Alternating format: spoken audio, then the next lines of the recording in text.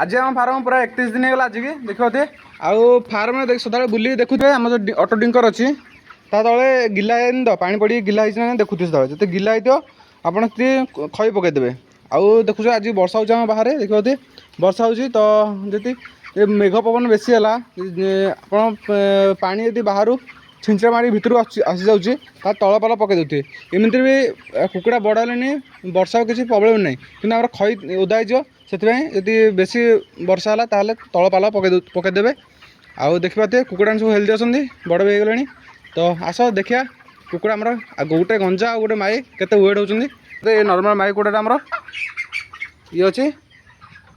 किले 750 ग्राम 55 इंच अच्छी समथिंग तो ये हूँ माईटा देखिए गंजा गोटे केते अच्छी ये हूँ गंजा कुकुड़ा देखिए नांज भी छोट कम अच्छी आ ये चूल भी देखिए देखा थर तो ये अच्छे आमर वेट अच्छी 2 किलो 122 ग्राम अच्छी देखते